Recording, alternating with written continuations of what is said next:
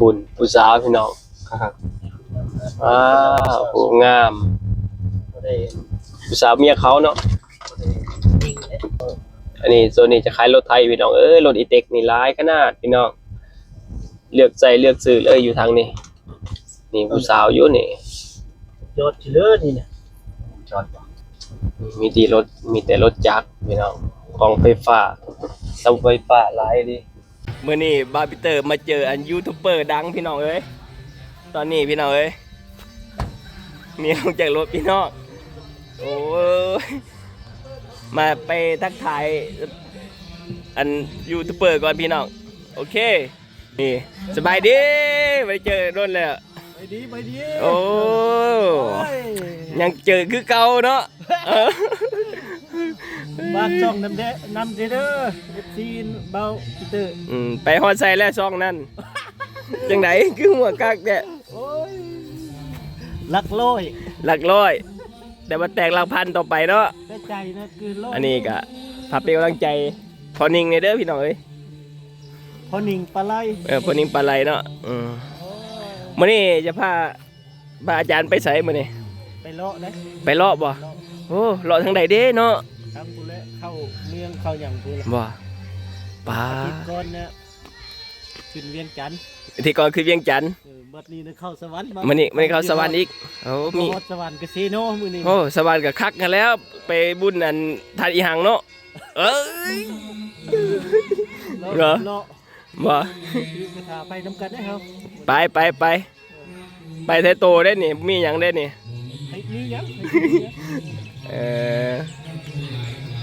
โอเคพี่น้องเอ้ยได้เจอได้พอกันโดนเลยว่าได้เจอกันเนาะยืดแยกไอ้น้องบอกว่าถามมึงนะฮะประมาณเอาไปเดือน3ออกไม้ลงมาเนี่ยตั้งแต่12ค่ำลงมาเนี่ยออกไม้แฮมเนาะแฮม12ค่ำลงมามันเร็วหลังงานท่าสบายดีทักทายพี่ๆเพื่อนและ FC ทุกท่านนะวันนี้ก็บาร์เตอร์มาเที่ยวอินโดครั้งแรก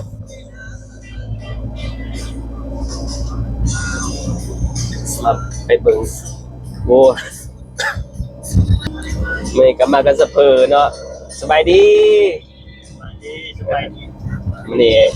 สะเพอเพิ่นพาไปเที่ยวเบิดมื้อมื้อนี้หมู่ว่าฮอดสวรรค์บ่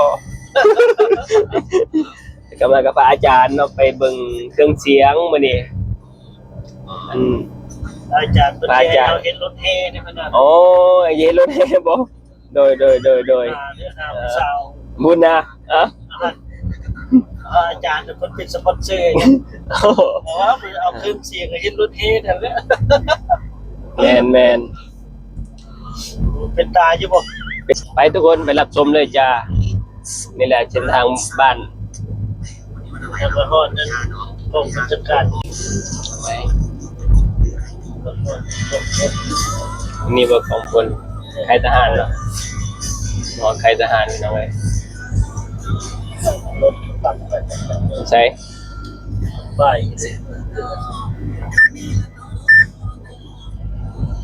จับขึ้นเลยจังหน่อยก็ได้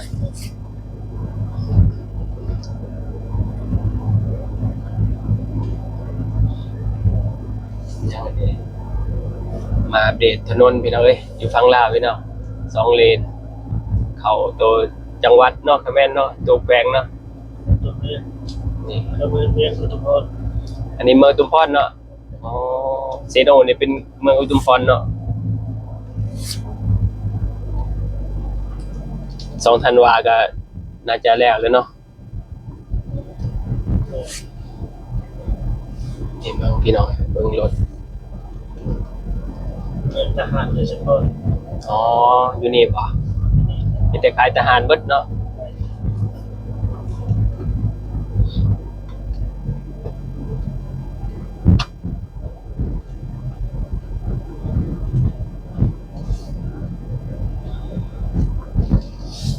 มาฮอด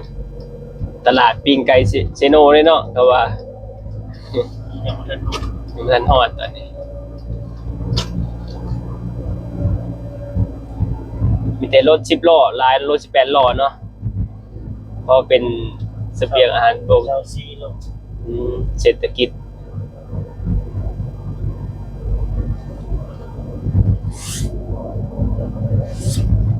เชโนเป็นฐานบกฐานแรงเนาะส่งสินค้าขยายทั่วเลยเนาะเวียดนามแล้วก็ไทยเนาะ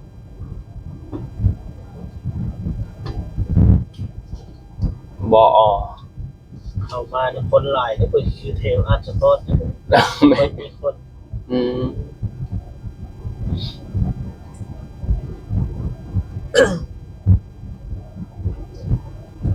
โอ้ย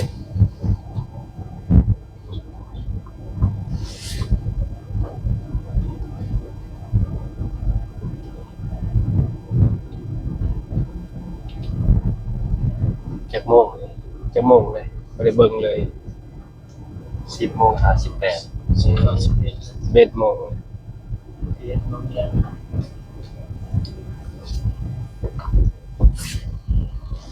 นี่18ล้อพี่น้อง เรียน18ได้ ซาวบ่ เจ้าซีเนี่ย ซาวชิโร่โอ้ หลายรอดเนาะ สีส้มก็เป็นรถคันนี้ อืมนครหลวงเวียงจันทน์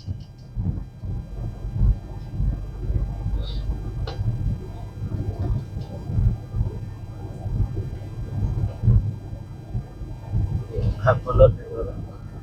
จะได้ ขนาดนี้ โอ้ รถสามรับสุริยนต์รถ โอ้แต่งเครื่องเสียงพร้อมนะ เครื่องเสียง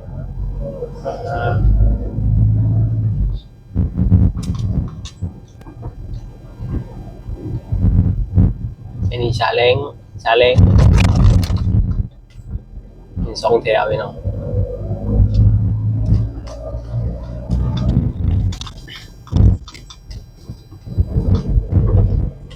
นี่จะเป็นวงเวียน เป็นตลาดเก่า โอ้ตลาดเก่าเขาไม่ได้เปิดเลยเนาะตลาดเก่าเนาะไทยใหม่ 35ไปเลยนะ อ๋อ เช่นถัดไปไปใช้เป็นเด็กที่13ไปออกแล้วนะมาเช่นนี้เลยเนาะเนี่ยแต่มึงเช่นพุ่นทางเล็กเก่ามันนี่ทางเล็กที่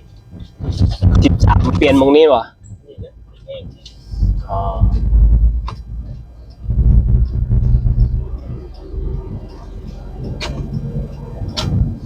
นี่แหละเอามาเอาเหล้าเอาเบียร์อะไรที่นี่แหละ อยู่นี่ปะโอ้นี่ก็รถนี่ก็เอาไม้เนาะครับ เอาบ้านนี่แหละ อยู่นี่ปะ ก็ดัง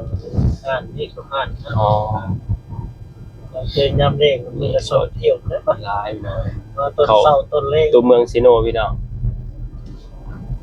เก่าญาอยู่ที่วัดนี่แหละนะ บ้านไหนอ่ะ วัดใหญ่ก็ ผมก็ชื่อเครื่องตลอดงานแบบนั้น โดย บินบาทนี่แหละรอดที่รถบ่เป็นลาย อยู่นี่มีครูบาเตี้ยๆได้องค์นึงอยู่ในนี่เห็นไหมเป็นปิ่นมาก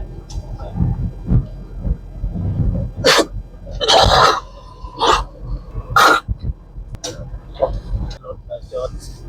ใส่หาง มาซื้อโดนตั้งเต็ม เอ๊ะญี่ปุ่นขอไก่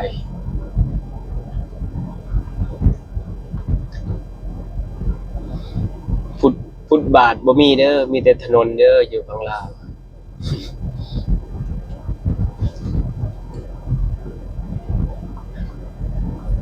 ถูกอ่อนหลายเครื่อง ฟังนี่ เครื่องไทยนั่นน่ะ ฮะสินค้าของไทยหลายเนาะอันดับหนึ่งเลยพี่น้องเอ้ย ใหญ่เลย ตลาดเซโนนี่ เศรษฐกิจซิโน เศรษฐกิจแบบ ตั้งแต่ฝุ่นยาวลงมา ตลาดใหญ่เนาะ มันมีเงินหลาย คนเขียนเศรษฐกิจ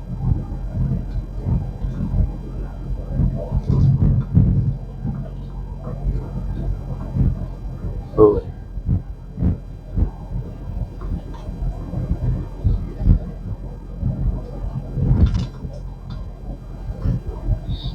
คนตั้งเพลงมากนะเขาชิงงอยู่โรงเรียนนะมัน อ๋อวงเวียนนี่บ่ เขาสวัสดิ์ก็ห้างงง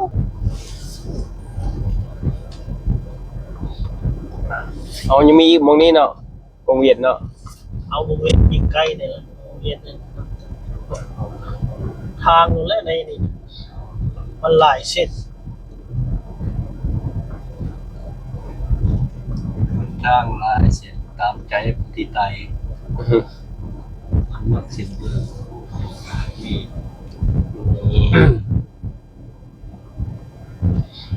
อันนี้แห้งร้ายเนาะจุดนี้เนาะ เพราะว่า เป็นจุดแยกอันเวียงจันทน์แล้วก็สวรรณเขตปากเซ่อยู่นี่หมดเนาะ ตลาด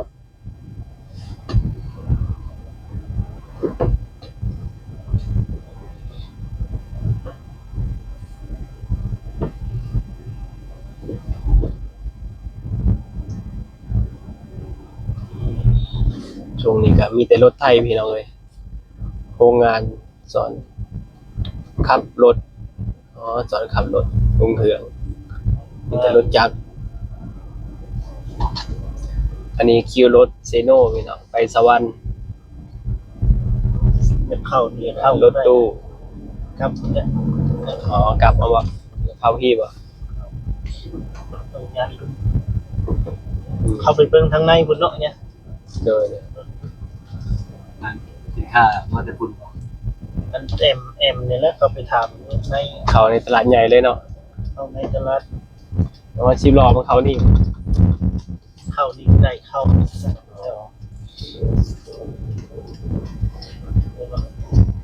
ทางไปใส่คนตั้งเพลงมานี่งง อืม จิตไปรัดข้างในไปบรรลุเลย ออมไปออมมาเนาะ เป็นนั่นตัวนึงเฮ็ดเช่นขึ้นเช่นลง เซเว่นอยู่ไทยนะเซเว่น มาดิ อยู่พุ่นเนาะเซเว่นอยู่พุ่นพี่น้องอยู่ปตท มาทางนี้แล้วไปมาจังไปเซเว่นมาเนี่ยทานไปสั่นกาแฟเอาอย่างนั้นคาปูชิโน่คาปูชิโน่โซ่คาปูชิโน่นี่ครับ นี่บ่โอเคทุกคนพบคลิปต่อไปเด้อฝากเป็นกำลังใจให้บาร์บีเตอร์ด้วยนะมาเที่ยวเซโนพี่น้องโอเคครับขอบคุณครับ